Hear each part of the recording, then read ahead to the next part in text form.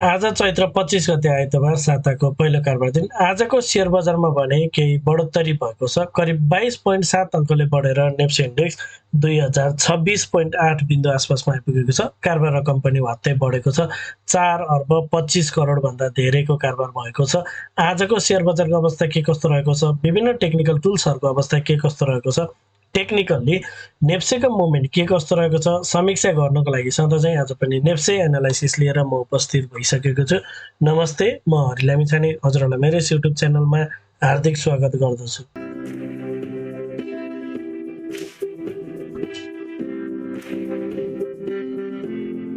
यस YouTube channel मार्फत मैले share बजारसँग सम्बन्धित विभिन्न किसिमका भिडियोहरू लिएर आउने भएको हुनाले यदि हजुरहरूले अहिलेसम्म पनि मेरो च्यानल सब्सक्राइब गर्नुभएको छैन भने कृपया च्यानल सब्सक्राइब गरिदिनु होला र भिडियो पुरा हेर्नुभयो भने हजुरहरूले मैले भन्न खोजेको कुरा सबै सजिलैसँग बुझ्न सक्नुहुनेछ। शेयर बजार अत्यन्त जोखिमको क्षेत्र भएको हुनाले लगानीकर्ता स्वयंले गहन अध्ययन र अनुसन्धान गरेर मात्र आफ्नो कदमहरू चाल्नको लागि उचित हुन्छ। यो भिडियो नितान्त इन्फर्मेटिभ तथा एजुकेसनल पर्पजले तयार गरिएको हुँदा यस भिडियोको आधारमा आफ्नो ट्रेडिङ स्ट्राटेजी नबनाउनको लागि हार्दिक अनुरोध गर्दछु। स्क्रिनमा नेप्सेको प्राइस चार्ट देख्न सकिन्छ। लामो समयपछि आज भने नेप्सेमा एउटा बुलिश क्यान्डल बनेको छ। कारोबार रकम पनि वात्तै बढेको छ। 3 अर्ब हाराहारीको एभरेज कारोबारमा आज भने 4 अर्ब 25 करोड भन्दा बढीको कारोबार भएको छ र यसरी बजार तेज गर्दै आइरहेकोमा आज चाहिँ उच्च कारोबारका साथ बजार चाहिँ राइज भएको छ। बजार बढ्दै जाँदा कारोबार रकम बढ्नु धेरै सकारात्मक कुरा हो। अब आजको इन्ट्राडे चार्ट हेरौँ। बजार ओपन भए लगतै सुरुवाती चरणमा केही माथितिर जाने प्रयास गरेको थियो र केही समय बजार बढ्दो क्रममा रह्यो। 10-12 पोइन्ट बजार बढिसकेपछि भने बजार एकहोरो घट्दै केही तल आएको देख्न सकिन्छ र केही तल आइसकेपछि त्यो नै आजको लागि लोएस्ट पोइन्ट भयो। डे लो चाहिँ क्रिएट गरेर त्यसपछि भने बजार फेरि माथितिर राम्रो सार्प्राइज भएको देखिन्छ र फेरि त्यहाँबाट केही रिट्रेस तल केही नर्मल पुलब्याक दिएर बजार भने एकहोरो बढ्दै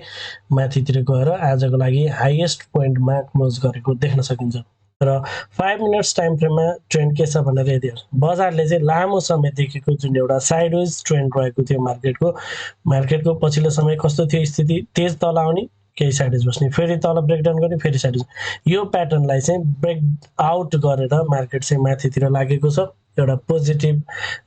मार्केटले ट्रेन्ड चाहिँ क्याच गर्न खोजेको हो कि भन्ने जस्तो बुझ्न सकिन्छ र 5 मिनट्स टाइम फ्रेममा मार्केट स्ट्रक्चर नै बुलिस भएको छ। जुन हिसाबले मार्केट माथिबाट तेज घटेको थियो यो ओभरअल साइडवेज प्याटर्न, यो अहिलेको र त्योभन्दा अगाडिको पनि साइडवेज प्याटर्नलाई ब्रेकआउट गरेर मार्केट चाहिँ माथितिर गएको छ र अहिले बजार बढ्दो क्रममा छ। स्ट्रक्चर पनि पोजिटिभ छ, बुलिस छ र मार्केट चाहिँ बढ्दो क्रममा रहेको, राइजिङ फेजमा रहेको देखिन्छ। अहिले मार्केट चाहिँ घटिरहेको बजार अब चाहिँ बढ्दो क्रममा यसरी तलबाट चाहिँ माथि गइरहेको प्याटर्नमा यो रनिङ फेजमा छ भन्ने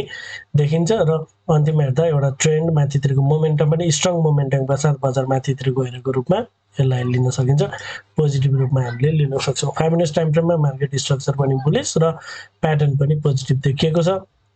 अब 15 मिनट्स टाइम फ्रेममा मार्केटले एउटा मार्केट स्ट्रक्चर बेयरिश छ र मार्केटले एउटा लोभन्दा अर्को लो तल लोवर लोकै फर्मेसन गरिरहेको छ र स्टिल मार्केट चाहिँ अहिलेसम्म चाहिँ एउटा डाउन साइडकै ट्रेन्डमा रहेको छ र आज भने मार्केटले चाहिँ अगाडिको प्रिभियस हाईलाई चाहिँ पार गरेर मार्केट माथितिर जाने प्रयास गरेको छ र मार्केटले चाहिँ अहिले तत्कालको लागि अगाडिको रिसेन्ट हाईलाई मार्केटले पार गरेर माथितिर लागे पनि मार्केटको लागि इमिडिएट टार्गेट 15 मिनट्स टाइम फ्रेमलाई मात्र यदि हामी कन्सिडर गर्ने हो भने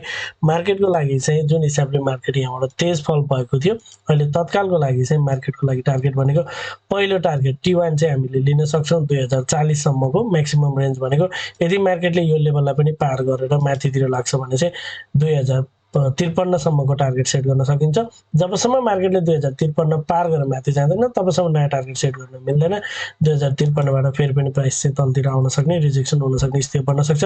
त्यसपछि भने यहाँबाट प्राइस जब तल झर्छ त्यसपछि आइदर योलोलाई ब्रेक गरेर तलतिर जान्छ, यसरी पुनः तलतिर जाने हो, अथवा पुनः के रिट्रेस गरेर चाहिँ बजार यसरी माथितिर लाग्ने, त्यो हामी पछि छलफल गर्नेछौँ। अहिले तत्कालको लागि चाहिँ बजार माथितिर गइरहेको मुभ चाहिँ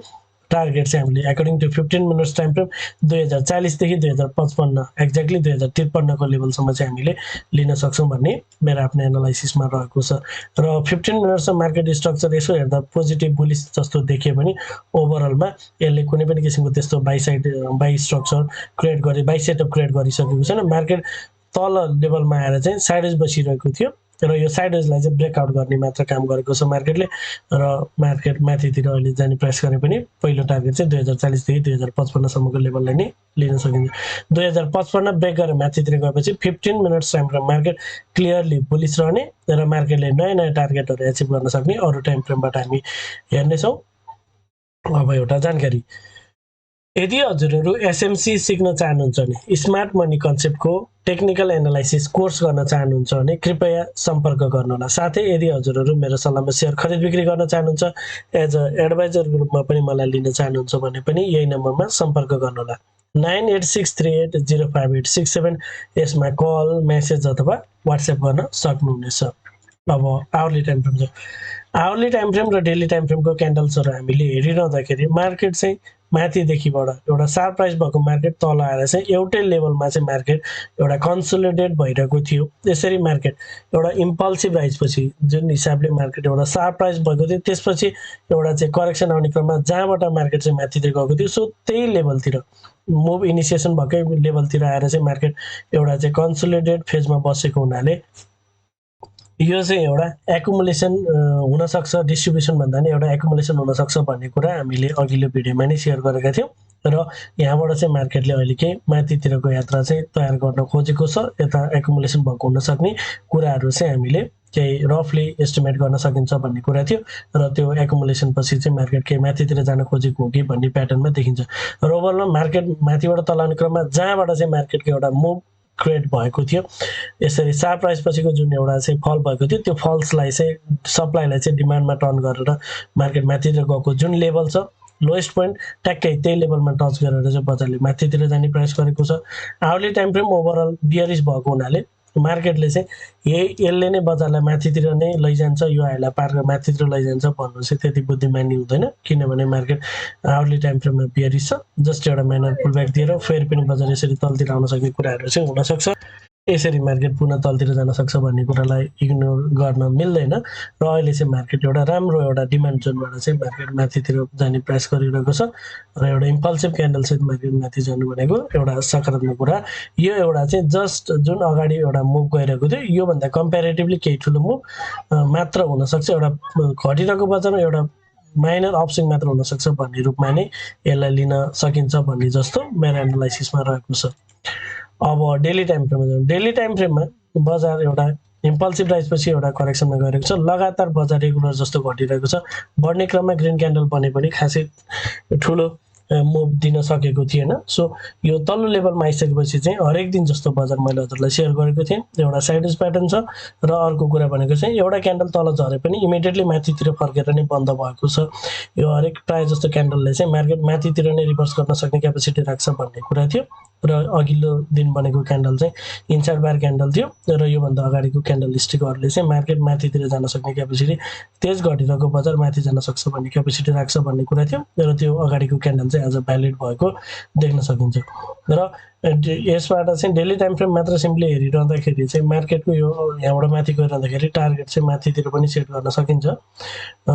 हामीले लोवर टाइम फ्रेमबाट नै अहिले टार्गेट लिने प्रयास गरिरहेका छौँ र 2040 2055 यो लेभल पार गऱ्यो भने चाहिँ त्यसपछि अरू फर्दर टार्गेटहरू सेट गर्न सकिन्छ अहिले चाहिँ बजार एउटा यो जुन तेज घटिरहेको मार्केट जुन एउटा डिमान्ड जोन क्रिएट भएको थियो जहाँबाट चाहिँ मार्केट माथि गएको थियो सो पुनः त्यही लेभलबाट चाहिँ डिमान्ड क्रिएट हुनसक्छ भन्ने कुरा थियो त्यही लेभलमा ओभरअलमा मेरो आफ्नो एनालाइसिस हजुरहरूलाई पहिलेदेखि सेयर गरेको यसरी तेज घटेको बजार यो लेभलबाट चाहिँ केही म्यानिपुलेसन मात्र क्रिएट हुन सक्ने माइनर अप्सन दिएर ओभरअलमा यो लेभल ब्रेक गरेर अनि बल्ल माथि जानु पर्यो यसरी जान्छ कि भन्ने खालको एनालाइसिस रहेको छ यो चाहिँ स्टिल पनि भ्यालिड छ यदि 2040 पार गर्न सक्दैन अझै 2055 पार गर्न सक्दैन भने यो कुरा भ्यालिड रहन्छ यदि 2055 पार गर्दै मार्केट यदि माथितिर लाग्छ भने चाहिँ यहीँबाट पनि बजारले चाहिँ यसरी तेज घटेको मार्केट यहीँबाट पनि माथितिरको यात्रा चाहिँ तयार गर्न सक्छ भनेर हेर्न सकिन्छ सो विभिन्न टाइम फ्रेमलाई कम्बिनेसन गरेर कम्बाइन गरेर चाहिँ एनालाइसिस गर्ने प्रयास गरिरहेको छु अब कन्क्लुजनतिर छ